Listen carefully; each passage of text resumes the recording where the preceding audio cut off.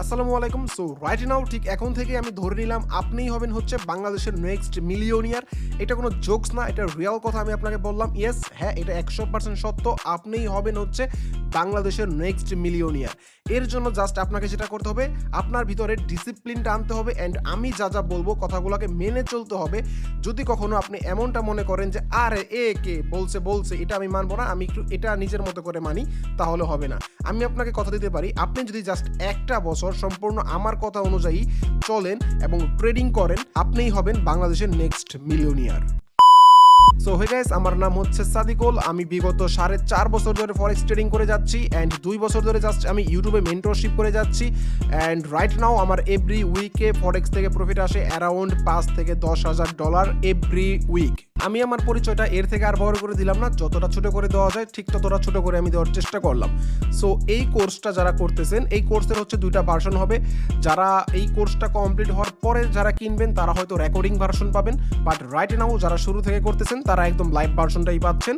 মানে আমি রেকর্ডিং করে করে আমি 2টা করে ক্লাস আপলোড করব অ্যান্ড এরপরে এই 2টা ক্লাসের উপর ভিত্তি করে একটা করে লাইভ ক্লাস হবে। সো ওই লাইভ ক্লাসটা যারা রেকর্ডিং ভার্সন করতেছেন তারা হয়তো মিস করতেছেন, বাট ডোন্ট ওয়ারি, আমি আমার প্রত্যেকটা রেকর্ডিং ক্লাসে আমি যতটা পারা যায় সুন্দর করে আমি আপনাদেরকে বুঝিয়ে দেওয়ার চেষ্টা করব। সো এটা হচ্ছে আমার প্রিমিয়াম ট্রেডিংয়ের ফার্স্ট ক্লাস। এই ক্লাসে আমরা আলোচনা করব আমরা এই কোর্সে কি কি শিখতে যাচ্ছি অ্যান্ড কোন কোন বিষয়গুলো আমাদের জন্য শেখা দরকার। অ্যান্ড যেহেতু আপনি একজন ফাইনালি ট্রেডার হওয়ার নিয়ত নিয়েছেন, আমি মনে করি আপনার অনেকগুলো বিষয় এখন থেকেই মেনে চলা উচিত অ্যান্ড আপনার ভিতরে এখন থেকে ডিসিপ্লিন বিষয়টা ভিতরে ঢুকানো উচিত। কজ ট্রেডিং সব থেকে বড় বিষয়টা হচ্ছে ডিসিপ্লিন, এর উপরে কোনো কিছুই হতে পারে না, সব থেকে বড় পার্টটাই হচ্ছে ডিসিপ্লিন। আমি যদি আপনাদেরকে একটু শুরুতেই বলে দেই যে আমাদের এই টোটাল কোর্সের ভিতরে কি কি থাকতেছে, কোন কোন সাবজেক্টগুলো। প্রথম সাবজেক্ট হচ্ছে ফরেক্স কি অ্যান্ড সেকেন্ড সাবজেক্ট হচ্ছে ব্রোকার কি এবং ব্রোকার কিভাবে সিলেক্ট করবেন অ্যান্ড 3 নাম্বার হচ্ছে টেকনিক্যাল অ্যানালাইজ অ্যান্ড 4 নাম্বার হচ্ছে প্রাইস অ্যাকশন অ্যান্ড 5 নাম্বার হচ্ছে ফরেক্স, স্টক, ক্রিপ্টো, বাইনারি, এদের ভিতরে তফাৎ কি অ্যান্ড তারপরেরটা হচ্ছে ক্যান্ডেলের মাধ্যমে মার্কেট কিভাবে চেনা যায় অ্যান্ড তারপর হচ্ছে risk management, emotional trading, psychology trading, fundamental trading and এরপর যেই বিষয়গুলো থাকতেছে সেগুলো হচ্ছে ICT concept, SMC concept, liquid concept and fair value concept. এই fair value concept, ICT concept, SMC concept এগুলো কিন্তু খুবই গুরুত্বপূর্ণ। বর্তমান মার্কেট অনেক চালাক অ্যান্ড বর্তমান মার্কেট অনেক বেশি ভলিউম হাই থাকার কারণে এই কনসেপ্টগুলো আমাদের জানা খুবই দরকার। এই কনসেপ্টগুলো কিন্তু নিয়ে আমি এক্সট্রাভাবে কোনো ভিডিও বানাবো না, এইগুলো আমাদের এই প্রাইস অ্যাকশন টেকনিক্যাল অ্যানালাইসের ভিতরেই থাকবে। আমি কিন্তু শুরুতেই বলতেছি, আমি আমার এই কোর্সে কিন্তু নর্মাল সাপোর্ট রেজিস্ট্যান্স ট্রেড শেখাবো না, আমি আমার এই কোর্সের ভিতরে অনেক অ্যাডভান্স টেকনোলজি আমি আপনাদেরকে শেখাবো। সো চলেন আমাদের আজকের ফার্স্ট আলোচনা শুরু করা যাক। তো এটা হচ্ছে আমাদের ফার্স্ট ক্লাস। এই ক্লাসে আমরা আলোচনা করব ফরেক্স কি। কজ আমাদের অনেকগুলো ধাপ আছে যেগুলো দেখতে পাচ্ছেন স্ক্রিনে দেখা যাচ্ছে। এইগুলো আমরা ডে বাই ডে আপনাদেরকে একটার পর একটা ক্লাস করে করে কোনো টপিকে আমরা 2 থেকে 3টা ক্লাস করাবো, আবার কোনো টপিক যেটা ছোটো টপিক সেটাতে আমরা একটা ক্লাস করেই কমপ্লিট করে ফেলবো। এরকম ধাপে ধাপে আমাদের অনেকগুলো ক্লাস আসবে। সো প্রথম যেই ধাপটা দেখতে পাচ্ছেন, আমাদের প্রথম ধাপটা হচ্ছে ফরেক্স কি, এইটা নিয়ে আমরা আলোচনা করব আজকের এই ক্লাসে। সো সবাই মনোযোগ দিয়ে দেখবেন আশা করি, কারণ সবাই টাকা দিয়ে যেহেতু কোর্সটা করতেছেন, সো আমি আশা করতেই পারি সবাই প্রত্যেকে আমার প্রত্যেকটা কথা অনেক মনোযোগ দিয়ে শুনবেন। সো এই ধাপটা শুরু করার আগে, যেহেতু এটা আমার প্রথম ক্লাস, আমি 2টা ওয়ার্নিং দিতে চাই, যে 2টা খুবই ইম্পর্টেন্ট আমাদের ট্রেডিংয়ে, বাট এটা কেউ আসলে প্রথমে বলে না, কারণ প্রথম দিকে এটা কেউ বুঝতে পারে না। সো নাম্বার 1 হচ্ছে ডিসিপ্লিন অ্যান্ড 2 নাম্বার হচ্ছে ধৈর্য। এই 2টার ভিতরেই সব কিছু লুকিয়ে আছে। আপনি প্রফিটেবল ট্রেডার হবেন না একজন লুজার হবেন, এই পুরা এত বড় যে সাবজেক্টটা, এই পুরা সাবজেক্টটাই লুকিয়ে আছে হচ্ছে এই 2টা বিষয়ের ভিতরে। একটা হচ্ছে আপনার ধৈর্য অ্যান্ড আরেকটা হচ্ছে আপনি ডিসিপ্লিন মেনটেন করতে পারেন কিনা। সো চলেন আমরা আমাদের আলোচনা শুরু করি। আমি যদি আপনাদেরকে একটু শর্টকাটে বোঝাতে চাই ফরেক্স কি, এটা আপনাদের জানা খুবই দরকার। কজ আপনি যদি শুরুতেই না জানেন ফরেক্স কি, ফরেক্স কীভাবে আসলো, ফরেক্স কোথায় কাজ করতেছে, এই ফরেক্সের এই মার্কেটটা কোথা থেকে আসতেছে, বিস্তারিত এই বিষয়গুলো যদি আপনি না জানতে পারেন, তাহলে আপনি পরবর্তী সময়ে ফান্ডামেন্টাল অ্যানালাইসটা ঠিকঠাক মতো করতে পারবেন না। ইভেন আপনি কেন এখানে বাই করবেন, কেন মার্কেটের ভলিউম এখন হাই, কেন লো, এই বিষয়গুলো আপনি কখনোই বুঝতে পারবেন না। সো আপনাদেরকে শুরুতেই জানতে হবে যে ফরেক্সটা কোথা থেকে আসলো, ফরেক্স কি, এটা কিভাবে কাজ করে। আপনাদেরকে যদি আমি শর্টকাটে বলতে চাই ফরেক্স কি, তাহলে বলবো ফরেক্স মানেই হচ্ছে ফরেন কারেন্সি বা ফরেন এক্সচেঞ্জ, এটাকে শর্টকাটে এফএক্সও বলা হয়। আমি যদি আপনাদেরকে আর একটু ডিটেলস বলি, ফরেক্স হচ্ছে একটা এক্সচেঞ্জ যেখানে ডলার কেনা বেচা করা হয়, অবশ্যই সেটা বৈদেশিক মুদ্রা। এখানে বিভিন্ন কারেন্সি বৈদেশিক মুদ্রা আমরা কেনা বেচা করে থাকি অ্যান্ড এই কেনা বেচার মাধ্যমে আমরা একটা প্রফিট গেইন করে থাকি। সো এখন অনেকের মনে প্রশ্ন থাকতে পারে যে কারেন্সি বেচা কিনা করে মানুষ আবার কিভাবে প্রফিট করে বা কিভাবে বিজনেস করে। ওয়েল, আমি একটু ডিটেলস আলোচনা করি। আমি জানি এই বিষয়টা অনেকেই জানেন, বাট অনেকেই জানেন না, এটাও আমি জানি। সো আমি শুরু থেকে আলোচনা করি। দেখেন, কারেন্সির এটা হচ্ছে একটা বিজনেস টাইপের বলতে পারেন। সাপোজ মনে করেন বাংলাদেশে রাইট নাও $1 সমান সমান 100 টাকা চলতেছে। অ্যান্ড আমরা অনেকেই জানি, কিছুদিন পর পরই দেখবেন যে নিউজে আসে যে ডলারের দাম বেড়ে গিয়েছে অ্যান্ড আবার ডলারের দাম ফল করতেছে, আই মিন নিচের দিকে যাচ্ছে। এই নিউজগুলো কিন্তু কম বেশি আমরা সবাই পেয়ে থাকি অ্যান্ড সবাই জানি। সো এখন মনে করেন suppose for example right now $1 সমান সমান আমাদের বাংলাদেশি টাকায় পাওয়া যায় 100 টাকা। সো এখন আপনি যেটা করলেন, আপনার কাছে 100 টাকা আছে, আপনি 100 টাকা দিয়ে আপনি $1 বাই করলেন বা কিনে আপনার কাছে রেখে দিলেন, ঠিক আছে? অ্যান্ড 1 থেকে 2 মাস পর দেখা যাবে যে মাঝে মধ্যে আমাদের দেশ তো অনেক যাক, এগুলো না বলি, আমাদের দেশে কিন্তু ডলার অনেক আপ ডাউন করে। সো দেখা যাবে যে 1 মাস পরেই আপনার এই $1 সমান সমান বাংলাদেশে হয়ে দাঁড়াবে 118 টাকা বা 110 টাকা। সো ঠিক 1 মাস আগে আপনি $1 কিনেছিলেন 100 টাকা দিয়ে, আর এখন ঠিক 1 মাস পর সেই ডলারের দাম হয়ে দাঁড়ালো 110 টাকা। সো আপনি কিনেছেন 100 টাকা দিয়ে, রাইট নাও আপনার সেটার ভ্যালু হচ্ছে 110 টাকা। মাঝখান থেকে 10 টাকা আপনার প্রফিট। এটাই হচ্ছে আপনার লভ্যাংশ।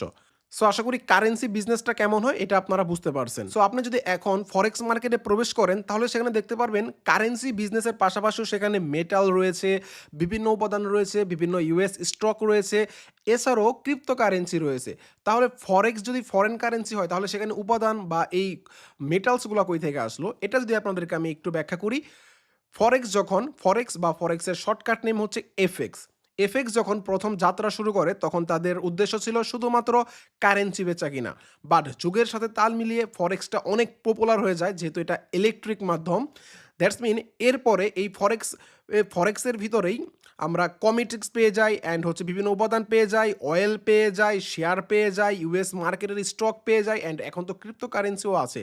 সো সব কিছুই বেচা কিনা হয়ে থাকে আমাদের এই ফরেক্স মার্কেটে। এখন কথা হচ্ছে ফরেক্স মার্কেটে ঠিক কী পরিমাণ ভলিউম রয়েছে এটা অবশ্যই আপনাদের জানা দরকার, কারণ আপনি যখন এখানে ট্রেড করবেন, আপনি যখন বেচা কিনা করবেন, অবশ্যই আপনার জানা দরকার এখানে সাপ্লাই আর ডিমান্ডটা কেমন। ফরেক্স মার্কেটের লাস্ট নিউজ অনুযায়ী বলা হয় বর্তমানে পার ডে মানে প্রত্যেক দিন প্রাইস $3.6 ট্রিলিয়ন ভলিউম লেনদেন করা হয় আমাদের এই ফরেক্স মার্কেটে। সো বুঝতে পারতেছেন এখানে বিলিয়ন না, এখানে ট্রিলিয়নারের হচ্ছে হিসাব নিকাশ হয়ে থাকে। সো এখানে হিউজ পরিমাণ টাকা পয়সা রয়েছে। যদি আপনি জাস্ট ডিসিপ্লিন অ্যান্ড ধৈর্য মেনটেন করে আপনি আপনার মেধা পরিশ্রম ঠিকঠাক করে টাকাগুলা নিজের কাছে নিয়ে আসতে পারেন, তবেই আপনি একজন সফল ট্রেডার। তবে এর জন্য আপনাদেরকে শিখতে হবে অনেক কৌশল আপনাদেরকে অবলম্বন করতে হবে, যে কৌশলগুলো আমরা আমাদের এই কোর্সের মাধ্যমে ইনশাআল্লাহ আপনাদেরকে আয়ত্ত করাতে শেখাবো। আশা করি আমি খুবই শর্টকাটে বুঝাতে পেরেছি যে ফরেক্স মার্কেট কি অ্যান্ড এটা কিভাবে কাজ করে। সো এখন কথা বলা যাক, আমি ভিডিওর শুরুতেই যে দুইটা টপিক বলেছিলাম, ডিসিপ্লিন অ্যান্ড হচ্ছে ধৈর্য, এই দুইটা জিনিস কেন খুবই ইম্পর্টেন্ট। ওয়েল, শুরুতেই যদি আমি ধৈর্যের কথা বলতে চাই তাহলে আমাকে অনেক কিছুই বলতে হবে। সাপোজ মনে করেন আপনি একজন ব্যবসায়ী, যারা ফরেক্স ট্রেড করে এরা প্রত্যেকেই কিন্তু ফরেন কারেন্সির বিজনেসম্যান, প্রত্যেকেই ফরেন কারেন্সির ব্যবসা করে এখানে, ঠিক আছে? সো আপনি একজন ব্যবসায়ীর ভিতরে অনেকগুলা গুণাবলী থাকা দরকার। তার ভিতরে খুবই দরকার হচ্ছে ধৈর্য। ধৈর্যটা কেন দরকার? সাপোজ মনে করেন আপনি আজকে 1 ইউএসডি কিনতে চাচ্ছেন, আপনার কাছে আছে হচ্ছে 100 টাকা, আপনি 100 টাকা দিয়ে 1 ইউএসডি কিনতে চাচ্ছেন। বাট আপনি জানেন মার্কেট যেহেতু ওঠানামা করতেছে, আপনি একটু ধৈর্য ধরলে 1 থেকে 2 ঘন্টা বা 2 থেকে 3 দিন ওয়েট করলে আপনি এখন 100 টাকা দিয়ে 1 ইউএসডি পাচ্ছেন। বাট 1-2 দিন অপেক্ষা করলে আপনি 99 টাকা বা 98 টাকা দিয়ে 1 ইউএসডি পাচ্ছেন। বাট সামটাইম দেখা যায় আমাদের ট্রেডারদের ভিতরে, আমরা নতুন যেহেতু, আমরা এটাকে বিজনেস হিসাবে নিতে পারি না, যেহেতু আমরা নতুন, আমাদের সাইকোলজিভাবে কাজ করে না। আমরা কি করি, তার হওয়ার মাধ্যমে মার্কেটে ঢুকি, যখনই যেই প্রাইস চলতেছে ওই প্রাইসে আমরা বাই বা সেল করে দিই। সো এটা কখনোই করা যাবে না। ফার্স্ট অফ অল আপনাকে একটা প্ল্যান করতে হবে অ্যান্ড আপনাকে একটা টার্গেট নিতে হবে যে হ্যাঁ, আমি 1 ইউএসডি আমি এত টাকা হলে কিনবো, এর বেশি হলেও কিনবো না, এর কম হলেও কিনবো না। সো এই সময়টার জন্য আপনাকে ধৈর্য ধরতে হবে, কজ মার্কেট অলওয়েজ উঠানামা করে। মার্কেট প্রত্যেকটা সময়, প্রত্যেকটা সেকেন্ডে, প্রত্যেকটা মিনিটে, প্রত্যেকটা ঘন্টায়, প্রত্যেকটা দিনে মার্কেট উঠানামা করে। সো আপনি যদি একটু ধৈর্য ধরেন তাহলে অবশ্যই আপনি যে টার্গেট প্রাইসটি বিবেচনা করে রেখেছেন সেই টার্গেট প্রাইসে অবশ্যই আপনি ডলার পেয়ে যাবেন। দ্যাটস মিন আপনার ধৈর্য খুব বেশি এখানে দরকার। এরপর আসি ধৈর্যের আরেকটা গুণ নিয়ে। সাপোজ মনে করেন আপনি ধৈর্য ধরে আপনি যেখানে ৳১০০ দিয়ে ১ ইউএসডি কেনার কথা ছিল, আপনি ধৈর্য ধরে সেখানে ৳৯০ দিয়ে ১ ইউএসডি কিনতে পারছেন। সো ৳৯০ দিয়ে যেহেতু আপনি ১ ইউএসডি কিনেছেন, আপনার দামটা যখন এটার ৯২ হয়ে যাবে তখনই সেল করা যাবে না। এইখানেও আপনার ধৈর্যের প্রয়োজন রয়েছে। আপনি মার্কেটের হায়ার হাই দেখবেন অ্যান্ড মার্কেটের যেহেতু আপনি অনেকগুলা কৌশল অবলম্বন করবেন, সো আপনি জানতে পারবেন যে মার্কেটটা এই পর্যন্ত যাওয়ার সম্ভাবনা রয়েছে। সো যাওয়ার সম্ভাবনা যে পর্যন্ত রয়েছে আপনি অবশ্যই মার্কেটকে সেই পর্যন্ত যাওয়ার জন্য অপেক্ষা করবেন। এইটা অনেকেই করতে পারে না। ইভেন এটা আমি পর্যন্ত করতে পারতাম না। লাস্ট ১.৫ বছর হলো মেবি আমার এই প্রবলেমটা আমার ভিতরে সলভ হয়েছে। অ্যান্ড আমি কিন্তু প্রফিটেবল ট্রেডার আগে ছিলাম না। আমি ফরেক্স ট্রেডিং এর সাথে যুক্ত আছি প্রায় ৪.৫ বছর হবে অ্যান্ড চিনি হচ্ছে ফরেক্স ট্রেড প্রায় ৫ বছর। আমি কিন্তু প্রথম ২ বছর অনেক লস করছি। অনেকেই জানেন আমি একজন ইউটিউবার ছিলাম। আমি ইউটিউব থেকে যত টাকা আর্ন করেছি আমি সব টাকাই প্রায় এই ফরেক্স মার্কেটে নষ্ট করেছি। অ্যান্ড দেন একটা সময় আমি বুঝতে পারছি যে আমার টাকাগুলা কোথায়। এন্ড করার পরও আমি লসের সম্মুখীন হয়েছি অনেকবার। সো দ্যাটস মিন একটা সময় গিয়ে আমি বুঝতে পারছি যে আসলে ধৈর্যটা খুবই ইম্পর্টেন্ট।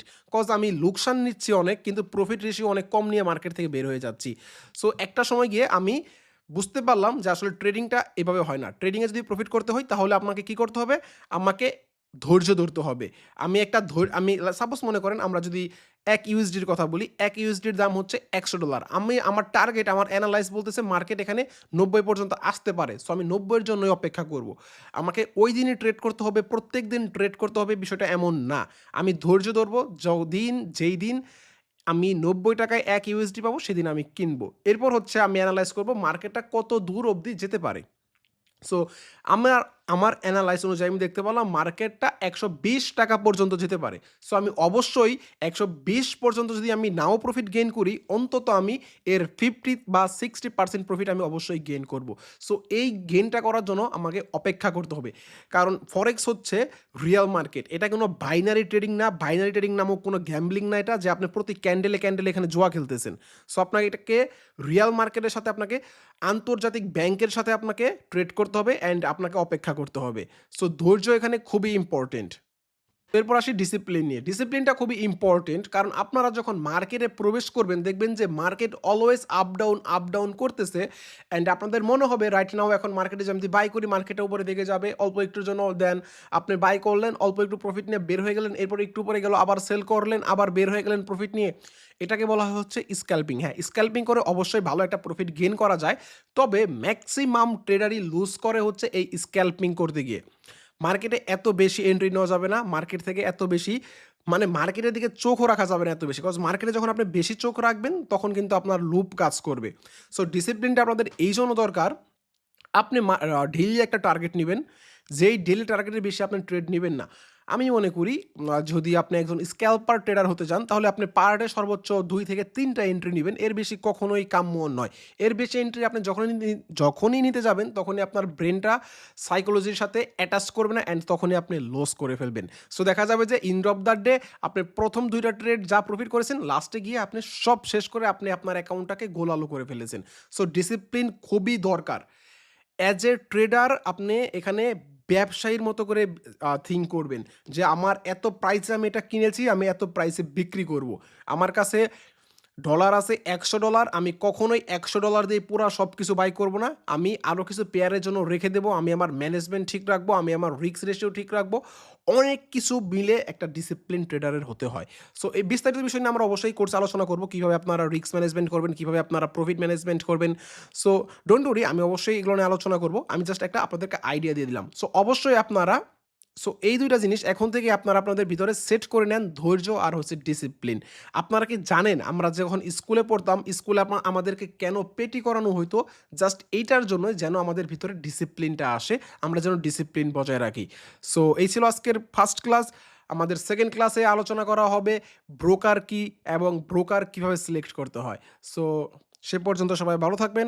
আল্লাহ হাফেজ, টাটা, লাভ ইউ।